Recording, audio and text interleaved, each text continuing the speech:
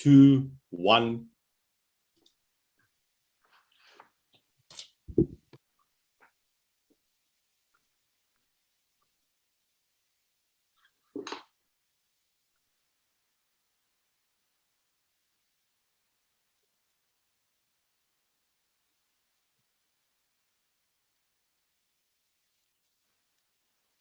Barony, good afternoon, everybody. Welcome to the 4th webinar for this year that we've had as IQbusiness. And as part of our monthly themes, this theme or this month has been focused on Kanban or Kanban, whichever way. I think if you're Japanese, you want to call it Kanban. Hey, Berto.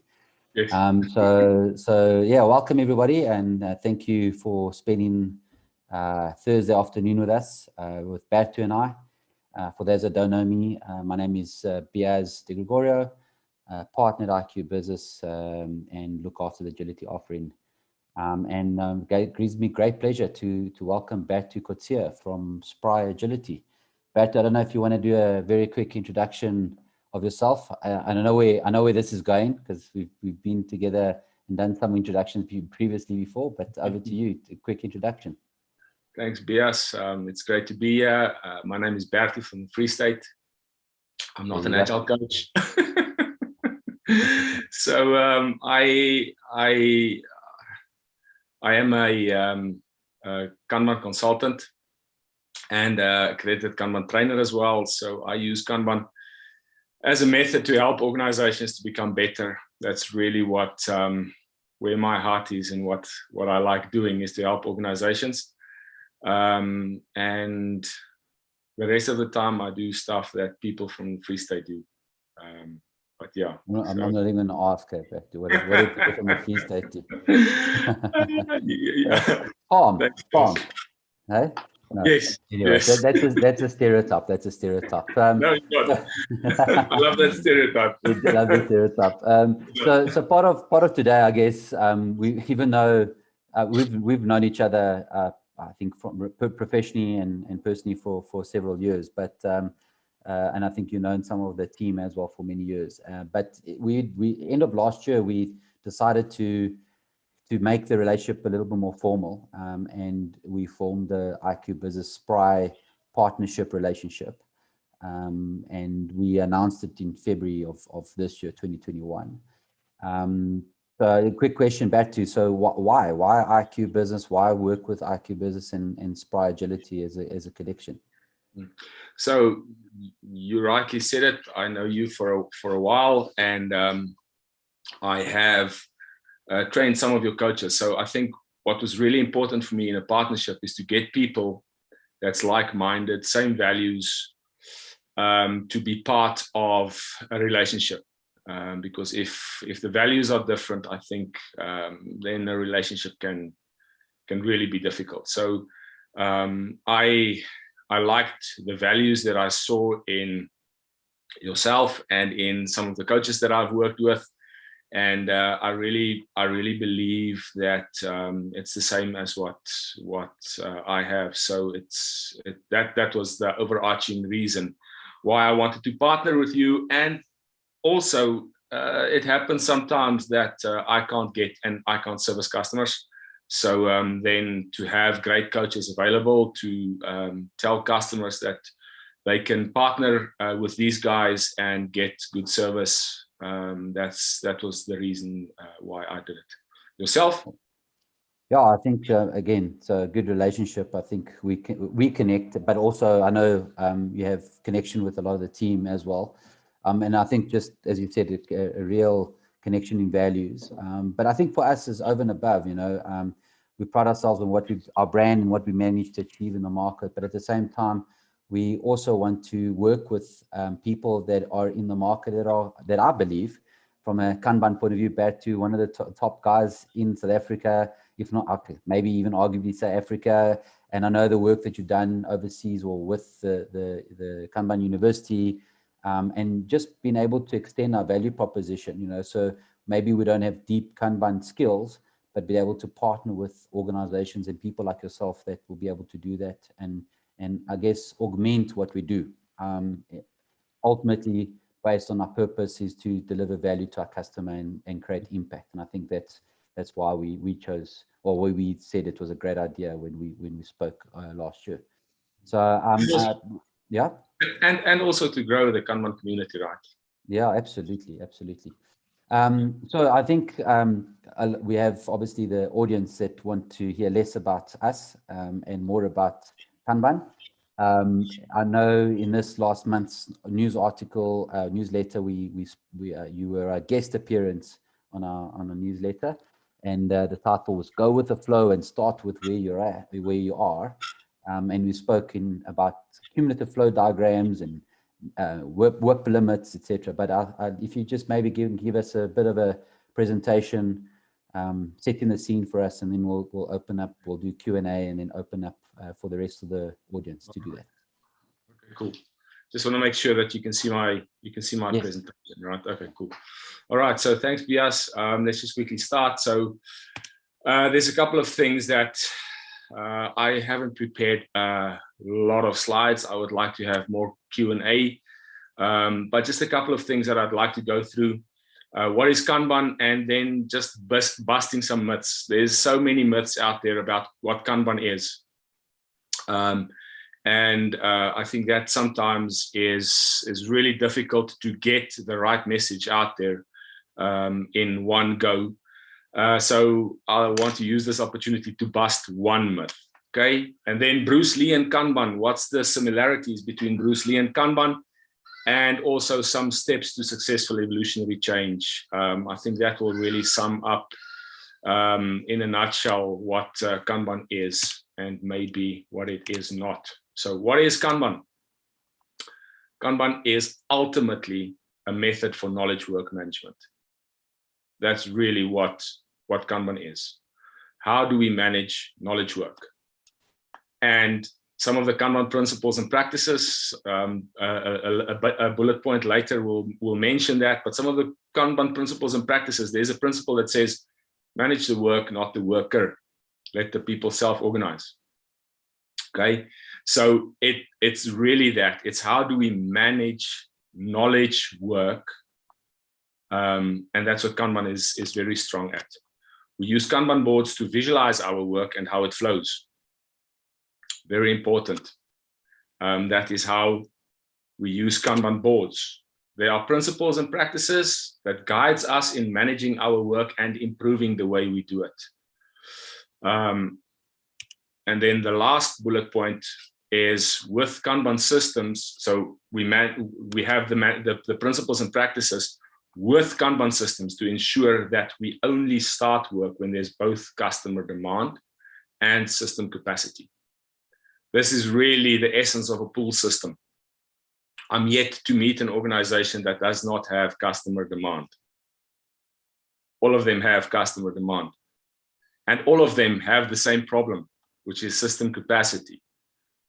Okay, we don't have infinite number of people in the system that we can just copy and paste as we like and just spin up more people in the system to do the work. But that's really what a pull system is all about. And it's important to understand that we only start work when both of these conditions are true, when there's demand and when there's capacity. Okay, so that is what the pull system is all about. Then the myth that I would like to bust is Scrum versus Kanban. If you go on the internet and you search Scrum versus Kanban and you find images that says Scrum versus Kanban with 2 columns, please delete that off the internet if you can. Okay? It does not exist. There is no such thing as Scrum versus Kanban. Okay? It is Kanban in addition to Scrum. It's not Kanban versus Waterfall. It is Kanban in addition to Waterfall. It's not Kanban versus Safe. It is Kanban in addition to Safe.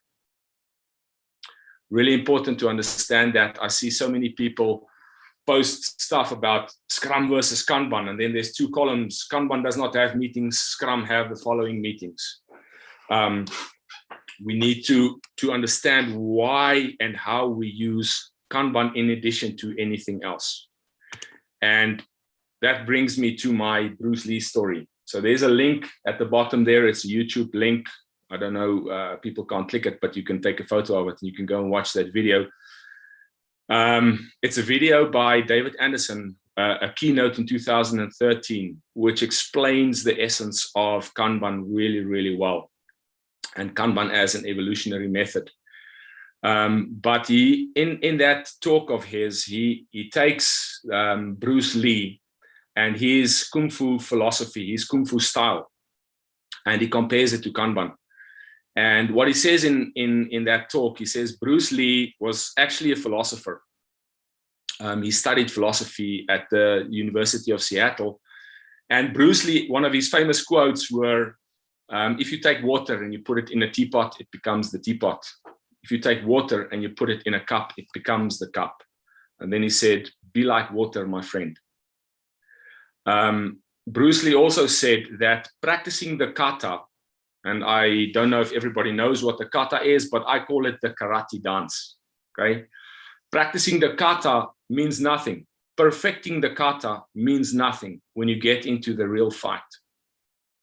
When you get into the real fight, you're not going to know that there's going to be 7 opponents or 7 people attacking you from the front who you need to kick, punch, punch, kick, kick, kick, and then block to the right and kick, punch, punch, kick, roundhouse kick, and you kick 3 times to the other side and you are done. And then you end off your karate dance and they score you on the karate dance, okay? That kata means nothing when you are in a real fight. Bruce Lee said you need to become formless, shapeless, like water. You need to flow with what happens in the real fight. And he used an example. I haven't seen that video. I'm sure you can go and search for it, but he used an example where he poured water into a glass to illustrate that it becomes the glass. And then he would pour some water out of the glass that, and what he tried to represent there was,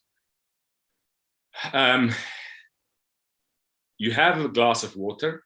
If there's things that does not work for you, you need to be fluid. And he poured out some of the water. So what he said there was, keep what is good and discard the rest. Okay. Now, what is the link between Bruce Lee and Kanban? If you take Kanban and you put it in the Scrum teapot, it becomes the Scrum teapot. That is where it is in addition to Scrum. If you take Kanban and you put it into the waterfall cup, it becomes the waterfall cup. If you take Kanban and you put it into the safe bucket, it becomes the safe bucket. Okay? Kanban is a lens that you look through to your world to see if we can improve our world. Systems improvement was on the previous slide, one of the bullets that I mentioned, but system improvement is a side effect. I think that's also a myth in Kanban. People say we need Kanban because we want to improve our system. You need Kanban because you want to manage knowledge work. Vasco Duarte, I love the quote from Vasco Duarte, and I often use the quote. Vasco Duarte said the following. He said, with knowledge workers, it is in doing the work that we discover the work that needs to be done. Okay, so we don't know. It's only when we start doing it that we understand what the complexity of the piece of work is. And that's really where Kanban can help, by looking at your whatever framework, whatever method you use, be it forensic audit or auditors or risk or HR or finance, or if they have a workflow, you can apply static. We can discuss static a little bit later. You can apply static to the Kanban, to their workflow, and start with what you do now. Start from that specific point. Okay. Then the last slide is the 3 steps to successful evolutionary change. And the first one is introduce stressors. So small changes. Something like introducing a whip limit is a small stressor, but it will stress the system. I can guarantee you that. But it's a small thing. So introduce stressors. when we introduce these stressors, we need to have a reflection mechanism. Can we see that what we did now with this stressor, we have moved the dial? We have improved for the better. That is the reflection mechanisms that we want. Okay? If we see that we have moved it for the better, then keep on doing it. If we see that some of it worked, Bruce Lee's water, pour out what didn't work and keep the rest. And then the last part is also very, very important. And that is, the last step is, we need acts of leadership. It is useless to see something wrong. Someone says there is something wrong, but no one is doing anything about that. Then you're living in Einstein's insanity world, doing the same thing over and over, but expecting different results. That's everything about the slides. It's a very, I think, a philosophical view around Kanban, because I think a lot of our, I guess, our customers and people that we work with will probably assume, isn't Kanban just a board with stickies? And we often have that, right? So we go to, yeah, we know Kanban. We've got a board with post-it notes. So we do Kanban, right? So that's what we see a lot of. I know it's a tongue-in-cheek question, but what do you say about that? I mean, obviously the Kanban board is one of the visualization, but you know, people that say Kanban is just a board with stickies.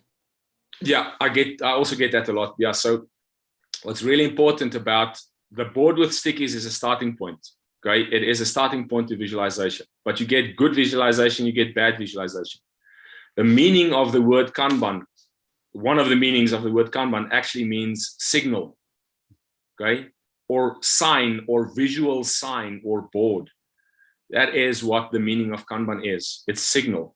Now, if you have a to-do, doing, done board, and you are a Scrum team with a to-do, doing, done board, and you think that is a Kanban board, it's not a Kanban board, it's visualizing, which is a step in the right direction, but it's not yet a Kanban board. What I often tell people, how you need to use your board must be a window into the system. Okay, if I look at my board, I must see the system. So you need to learn to look through your board to the system it represents. And you need to allow the system to tell you through your board what is happening in the system. So how do we use signals? How do we use Kanban on our board? A whip limit is a signal. A blocker is a signal. Different colors of cards signal different things. And if you can have signals that tells you what is happening in the system, then you are further into the right, moving into the right direction. Back in the days, long ago, very, very long ago, I'm sure some of you will still remember it, when we were all still at the office. And I can't remember that anymore. It feels so long ago. Yeah. I'm just watching jealousy, watching the Europeans and Americans go back to normal, and yeah, we in Joburg specifically into past times. But anyway, yes. Yeah. So back in those days, I would stand in front of a Kanban board, a physical board, and I would stare at that board for hours. Team members would walk past me on their way to the toilet and ask me, Berto, what the hell are you doing, man? Are you crazy? Okay. And I would tell them, the board is talking to me. It's telling me a story. And that's really where you get proper visualization, where it's not just a board with sticky notes. When it tells a story about what's happening in the system. The key is, if it tells you a story and you don't react to that story, tomorrow it's going to tell you exactly the same story. If it signals stuff, fix it. It's as easy as that. Otherwise, it's Einstein's insanity theory. That's crazy. I mean, I'm doing a lot of work in organizations, and most of the impediments that we deal with are systemic, and I guess maybe global in nature across the organization. And people are aware of it, and they know that those problems exist. And we'll touch on supply and demand a little bit later, because I think you said it, right? Everybody's got the same problem. Too much work for the capacity they have. But why are we not fixing it? I mean, I think it's just the mind boggles. And obviously the visualization of it, and actually visualizing is one thing. If you don't actually do anything about it, then it actually is, it's just post-it notes, right? On a board. But maybe so just around visualization is an interesting question. So obviously as Agilists, we prefer the physical, tangible stuff, right? And post-it notes, etc. And now with remote, tooling, and I know we've gone off track a little bit around the question, but you speak about the board, but what do we do? How do we replicate that in a virtual world? So there's a lot. I'm sure you get that question a lot. I'm sure you get that question a lot. Right? Yeah. No, definitely. So everybody's using tools nowadays. We have no choice. So there's a couple of tools out there. I think the limitation that a tool that we have with tools, the tool forces us to work how the tool works, okay, and not how we would like to work.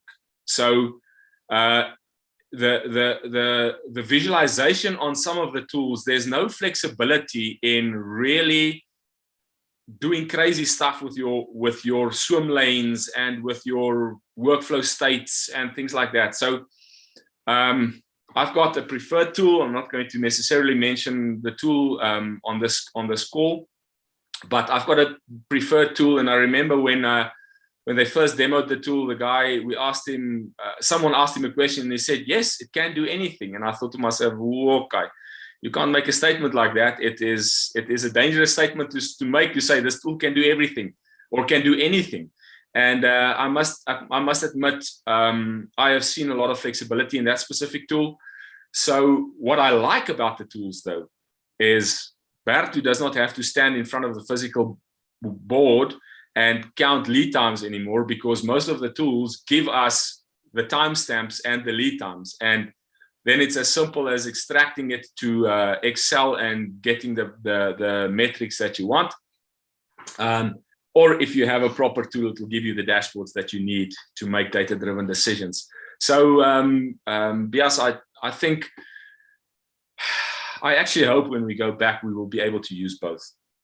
So I also feel that that's going to be, there's value in it, right? I mean, we're going to jumping into the next question around metrics, right? I know how passionate you are about metrics. Like when you go on about flow efficiency and distribution and lead and cycle time and all these good things. So why are metrics so important in Kanban? Actually, not only in Kanban, but we touched on it already. But maybe you can elaborate a little bit more on that. So I've seen the power with metrics in a lot of different ways. One of the things that I like to use metrics as a coach is I can see things in the data. I can see patterns. I can spot patterns in the data, and I'll be the first one to admit that I'm not a statistician. Data did not come naturally to me. Looking at these things took practice. It took me time to go through the data and get a grip on the data that I'm looking at, to see patterns. And I'm still spotting new patterns as we go along. So it's not one pattern and then I can say I know everything about the team's patterns. But so it really helps to make data-driven decisions. I mentioned previously introducing a stressor and having a reflection mechanism to see whether the stressor that you have introduced has moved the dial. Sometimes the metric can show us that. If a throughput trend on a CFD goes like this, and we start limiting work in progress, and then suddenly we see a kink in so there's the throughput suddenly did this. That's a good reflection mechanism to see that what you have done was working, okay? And let's do more about it. If it goes the opposite way, then we say, oh, maybe something we did not work. So what can we do about that? The other value that I've seen with metrics, and I suppose there's a danger to the metric. People can use the metric to tell the story that they want, and that's really a dangerous part. But one of the most significant things that I've seen about metrics is influencing emotions. Okay, is yeah, I'm interested to hear that. yeah. Influencing. So I'm Italian, so I'm quite an emotional guy. So I'm checking how you can influence me. so the thing about influencing emotions, there's a book by Daniel Kahneman, Thinking Fast and Slow, and he talks about system 1 and system 2, and maybe some of you have read it. But what I have seen with the metrics is a rational thinking. Okay, 1 + 1 is 2. The math does not lie, and we can use the metric to speak to the executive's rational brain, to influence to overcome the emotion of whatever they are scared of. Okay, so metrics can be used to speak to that mathematical brain of ours. And I have had experience where I showed the metrics. I had an emotionally charged leader in the meeting room, and the more I pushed on the metric, the more he pushed back. The more I pushed, the more he pushed back, and actually no one won the argument. And it's not about winning the argument, but it's just knowing when to not use the metric is also important. So if you see that you're going nowhere with the conversation, don't have the conversation then, because there's an emotional brain that trumps the rational brain at that point in time, because he's emotionally charged. He might have come from a different meeting, emotionally charged, walking into your meeting. He doesn't want to hear about this metric, and he's doing his own calculations. And the more he sees stuff, and it's not actually what you're trying to show him, and he pushes and you push, and he pushes and you push, and then it's a fight. And that's when you don't use the metric. Then you say, let's have this conversation on another day. But yeah, that's really where the value of metrics lies. It's making data-driven decisions, and sometimes it can help you to influence. I think it's important. I think I'll get 2 questions off as a result of that. The first one is, if there was one metric, which one would you use and why?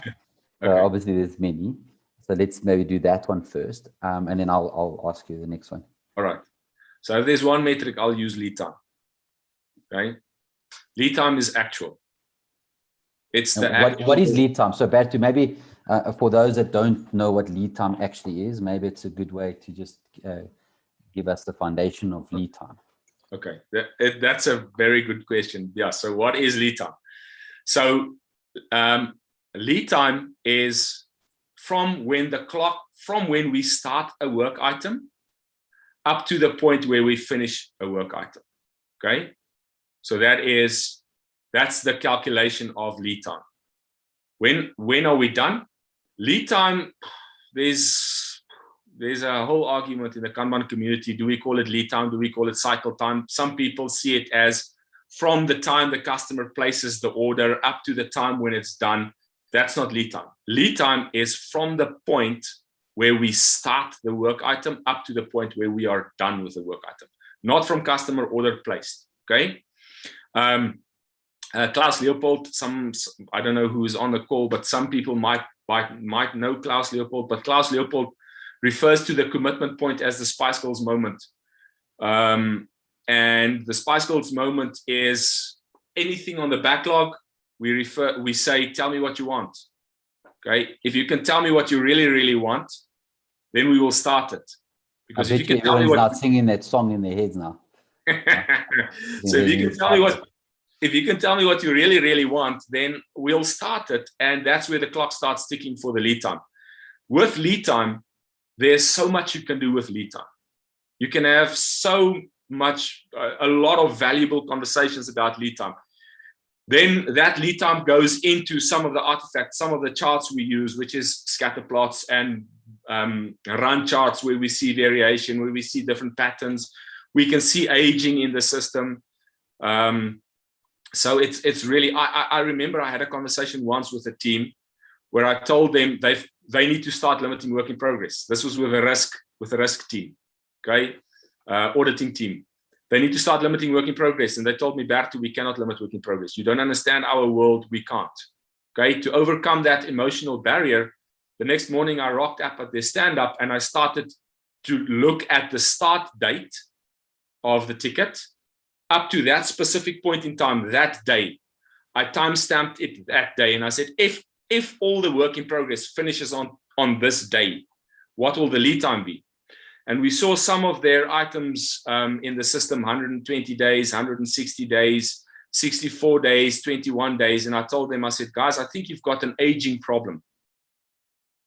And they looked at it and they said, what? 160 days old? Cannot be. I said, well, that's when you started it.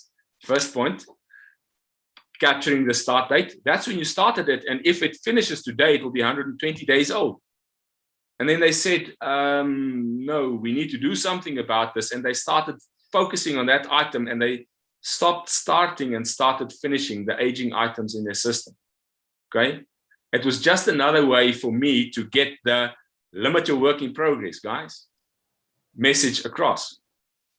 Okay. So it's find different ways to say to people, but the lead time there was vital in having valuable conversations. It's a great point. I think the WIP thing, so is it work in progress or work in process? A lot of people, somebody asked me that the other day, so you can answer that one. But when you limit WIP, like it's quite a hard thing to sell, right? Because naturally you mention it in your article, right? We often in organizations we optimize for busyness. And we realize we flood the system, and then we actually have zero flow, right? If you refer to the resource utilization trap video that Hedrick Niebuhr talks, which I think is a great video to explain that. But like, how do you convince somebody about a WIP limit? You mentioned about the lead time, and why is WIP limit so important? I think in the article you mentioned predictability, but yes. Maybe just touch on that. Okay, cool. Work in progress, work in process.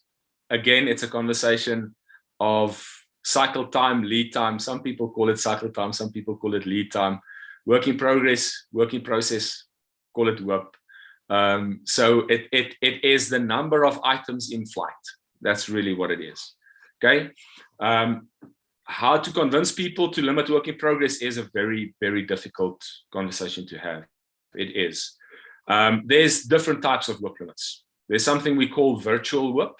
That is where most people put, not most people, when you have a virtual WIP limit, it is when you put a WIP limit at the top of development. So there can be 5 items in development, 7 items in testing. That's called a virtual WIP. So there's different types of work in progress limits. Then there's a per person WIP limit, okay, where we only allow 3 work in progress items for any person in the system. And if you have 3 work in progress items in the system, you can only start one item when you have finished another one, which helps us with the stop starting, start finishing concept, right? And we usually gave people avatars in the old world, gave people avatars, and we said, if an avatar becomes free, then you can start another item. So that's a per person WIP limit. People, in what I've seen, have become very, very clever and creative with WIP limits. I'll talk about that now. But how do I convince people? I say, please don't start with a per person WIP limit. Don't start with a virtual WIP limit. Start with a per person WIP limit. It is way more natural in the organization. And then stretch that per person WIP limit a little bit. If you see, you can go and do some analysis and see, on average, people have 4 items on their name. Then I would say, let's make a per person WIP limit of 3. Okay. It's a way softer landing to WIP limits. And then what you do is, because you have stretched it slightly, a small stressor that you have introduced, what you will see is throughputs might go up, lead times will come down, and then you have a metric to overcome the emotion to limiting work in progress. Okay. And if they start believing in the limiting work in progress of per person WIP limit of 3, then it's easier to say to them, okay, can we possibly make a per person WIP limit of 2? It's evolutionary change. It's change over time. It's not big bang approach. Yeah, it's Right. a very good point. You hold on, let me just do this. You might have to help me with. Oh, I can't even show you now. I've got to do my background now. Hold on, use virtual background. I've got to do. Hold on, none. Can you help me with my whip limits? Because I think Sorry, Biase. I think I have a problem. I think I have a problem. But anyway, You have to start somewhere. Stop starting and I've got start to, finishing, Biase. Come on, stop starting and start finishing. anyways, let's do this one.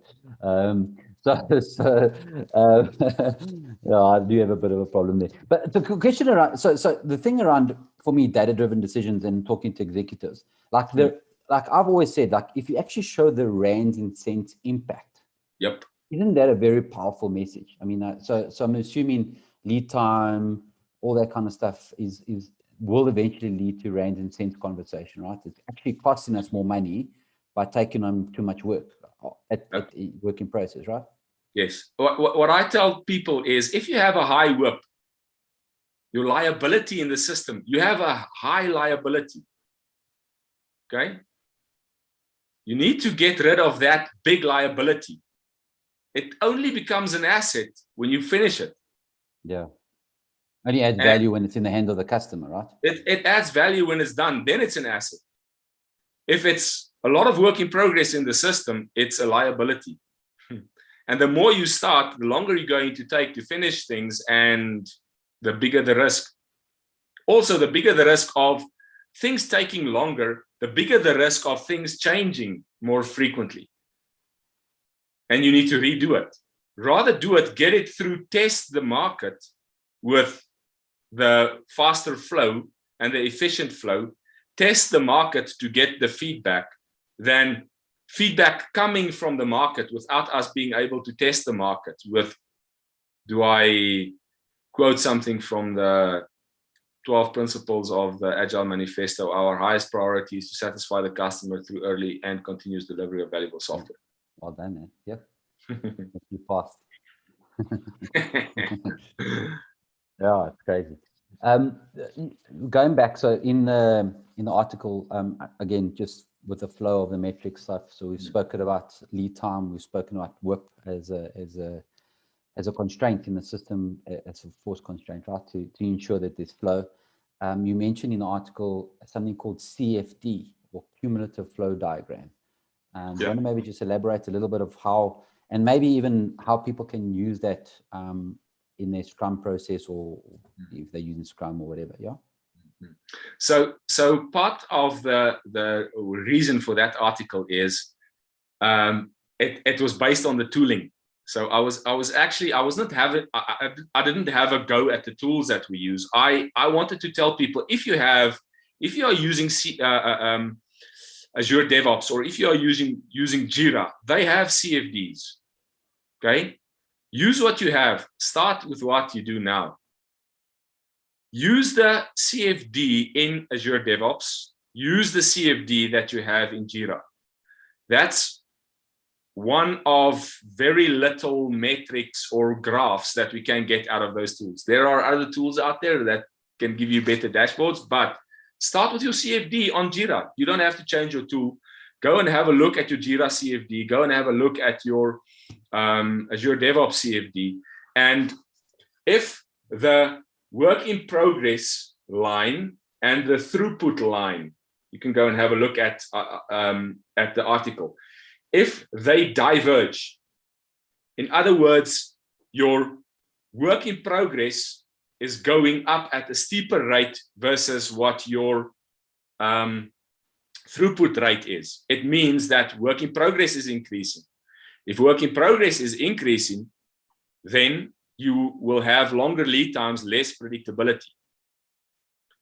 And you will have a higher variation in your lead time delivery. Okay?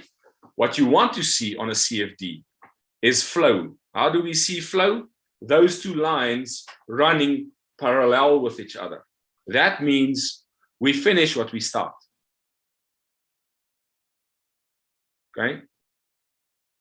So that's really how you can use your CFD, even in a Scrum team.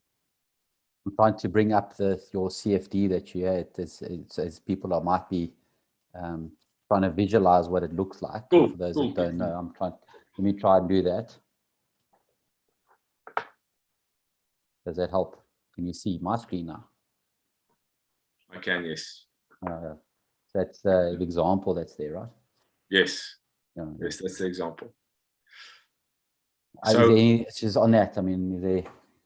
So the arrival rate is maybe your backlog, but you can see there is the middle flow piece is where the work in progress lies. The top part is things entering the backlog. The bottom part, the dark blue part, is the throughput. That is where things get done. There's another CFD. So let me first talk about this one. Okay, go down. Okay. Okay, go. You can go down. It's okay. Here you can see. Oh, sorry. That one. Yes, yes. Yeah. Here you can see the throughput. The bottom red arrow is the throughput rate. The top red arrow is how WIP increases over time. Okay, and how we read a CFD is we look at the vertical line that goes up. That's got the word work in progress next to it. Yeah. Then we have the throughput is the approximate average throughput over time. That is the bottom red line that goes up. And then we have the approximate average lead time. And you can see if WIP goes up, lead time starts taking longer. Yeah. And that's really where you become unpredictable, when your WIP goes up, because things start taking longer. Yeah. So if you go to the other one that's got the two red lines running parallel, there you can see.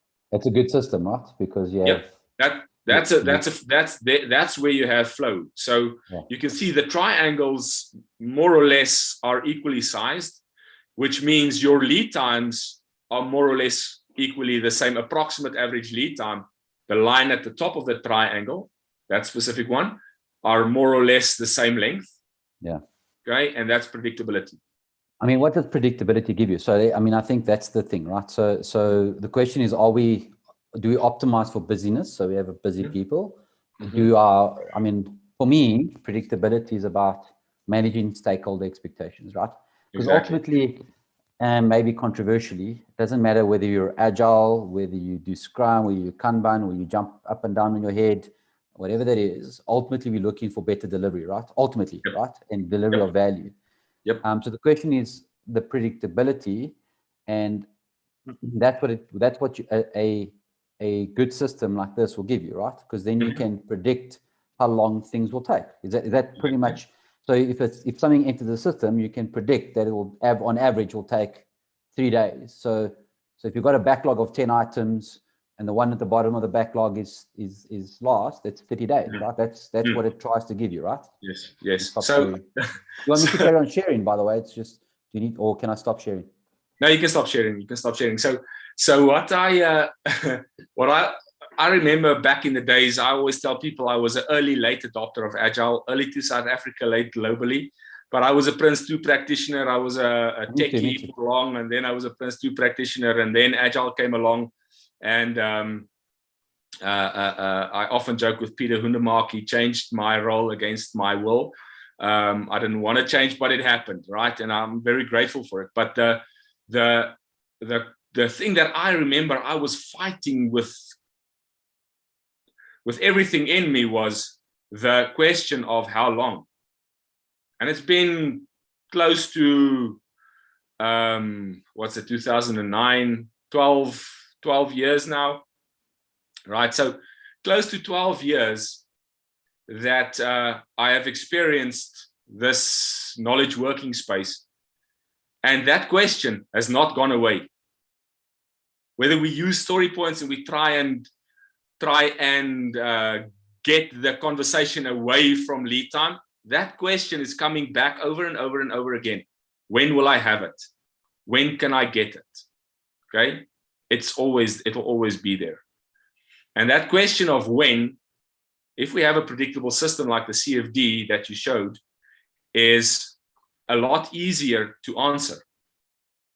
Okay, the other thing about when is, the other important thing about to know about the deadline is we need to know when to start. That's one of the most important things about the deadline, is knowing when to start. And if we have lead times, we should be able to know when to start. Way more predictable. So what we use the lead times for, it's a probability. It's not we don't have a crystal ball. It's not a deterministic forecast. We use our lead times to have a probabilistic forecast. And then we come up with things like 85th percentiles, which means 85% of the time it's going to take us this long, or a 95th percentile. It really depends on the appetite of your customers' certainty. That's why I said one of my most favorite metrics is lead time, because with lead time, you can do a lot of things. It's a very powerful metric to have to answer a lot of difficult questions. I can imagine back to the question around when you start, right? So if you have an unpredictable system, yeah, well, when, right? That's the reality, right? Cool. You mentioned static. So I want to just cover static as an example. I do want to ask the question around, maybe a selfish question on lean portfolio management and supply and demand, because you spoke about that. But let's do static first. You mentioned static. What is static? Just a quick layman's version. Dumb it down for me, because I'm not the brightest to lead shader. So, yeah. Static is a systems thinking approach to introducing Kanban. That's what the acronym is. We think about the whole system, not optimizing the local optima. Okay? We want work to flow through our whole system in a predictable and even way. And we also refer to static as the humane way to change. Why?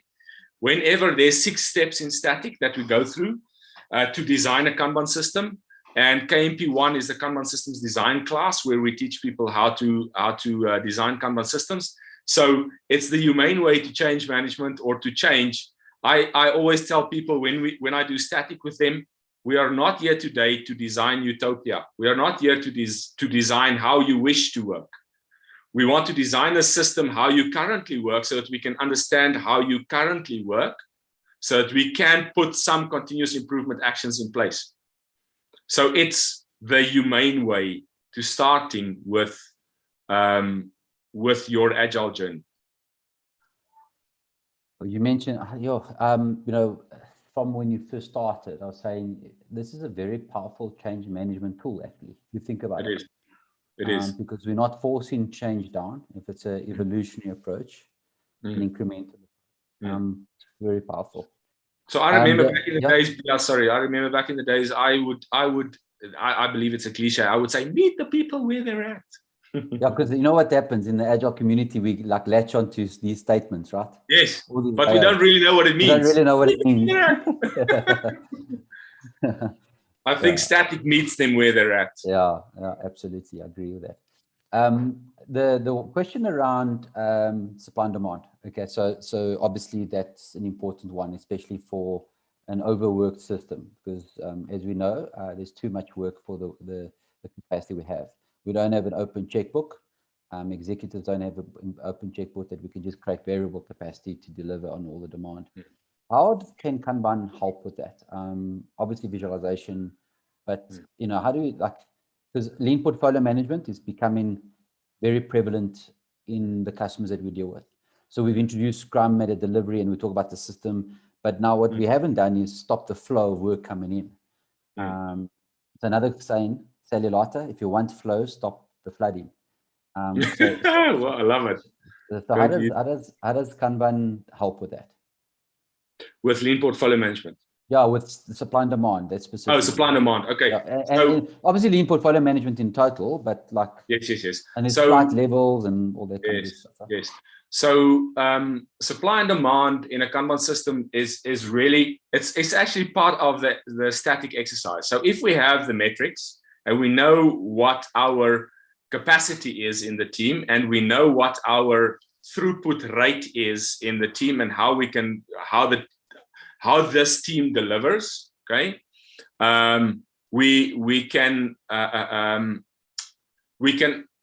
understand when obviously they will get to a specific item on the demand, on the backlog, That's one of the things that Kanban can help us with. The other thing that Kanban does is it balances the demand. So there's something we refer to as failure demand, which is demand that comes from within the system. These are the items that the testers pick up, okay, in the test cycle before the feature gets delivered.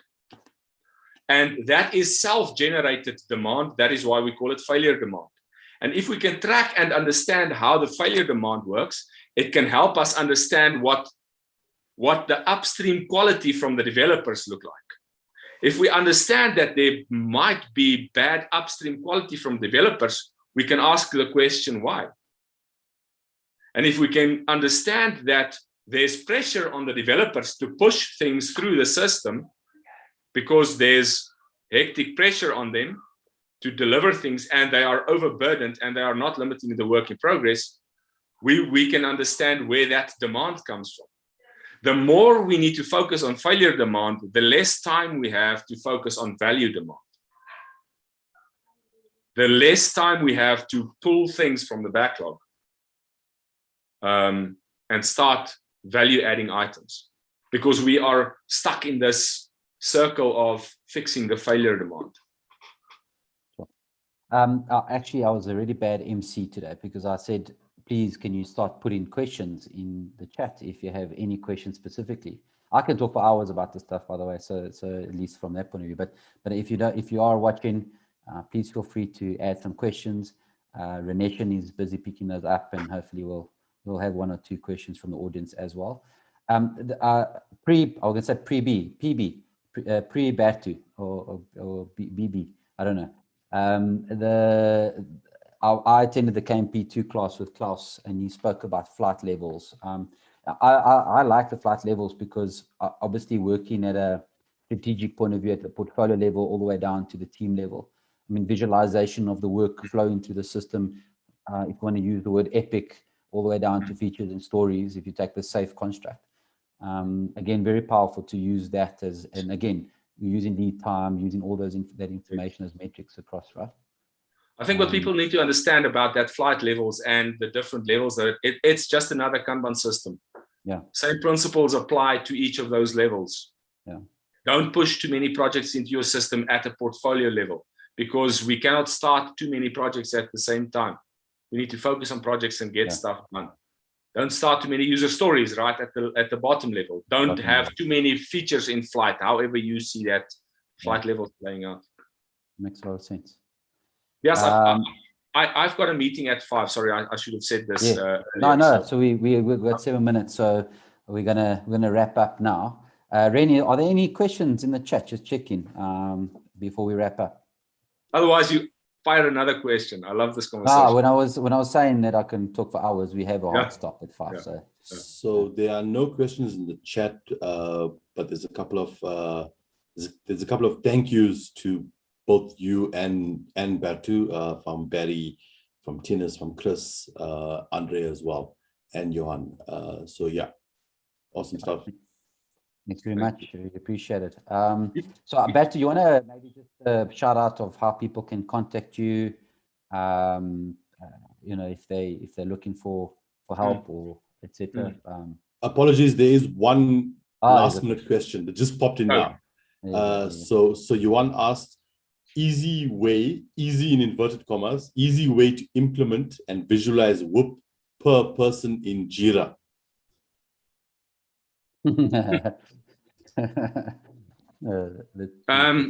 So it's a good question, but I to be honest, if I was a Jira expert, I think I would have been able to answer that question. I don't know the functionality and the capabilities of Jira, and I don't know if you can use different color cards for a per person, to say that Berto is red or yellow and Biase has got green cards. I don't know if you can make that link. What I do know is Jira, if you, it either gives your initials as a round avatar on the ticket, or maybe that is a configurable thing, but I have seen Jira systems with initials or whatever my avatar image is. I can make it whatever.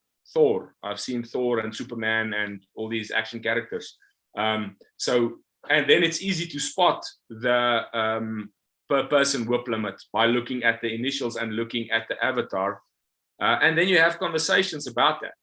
The sad thing, I think, like I said, I don't know what the capabilities are, but I don't think there's a configuration that you can limit per person. And I stand to be corrected because I don't know. But really, on the fly, I think that's the easiest thing is to just quickly have a look at your board, see whose initials appear on the board more than 3 times, and then you have a conversation about that.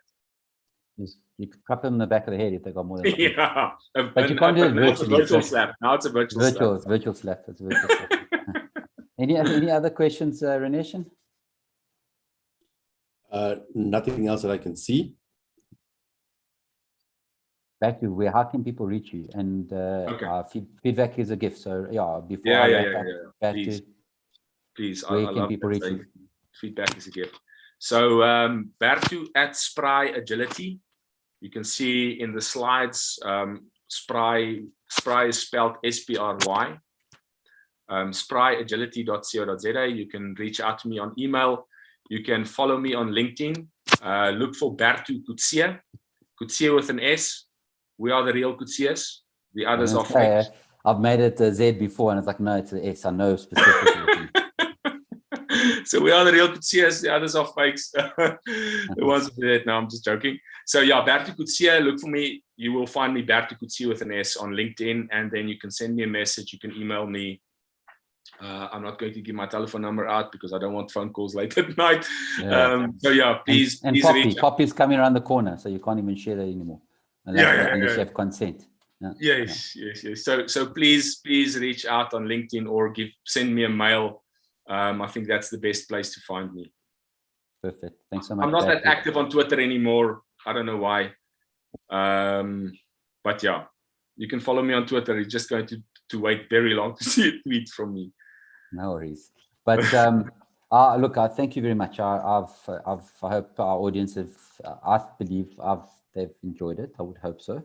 I've enjoyed it very much. I enjoy the conversation. It's been a great conversation. Really do that. So thank you very much, Berto. Really appreciate it. Taking the time, and thank you to our audience again. Our next, I'm gonna not throw Reneshan under the bus, but the next one is about agile assurance. So we talk about remediation. As you know, we're doing this on a monthly basis, trying to make it much more interactive than just talking through lots of questions and answers. So agile remediation or assurance, you stuffed up your agile the first time around. Can we help, right? That's the reality. How do we fix it? So thanks very much again. Have a great afternoon, everybody. Have a good evening. And as always, be safe. And yes, goodbye. Cheers, everybody. Yes, thanks, everybody. Thanks, Biase.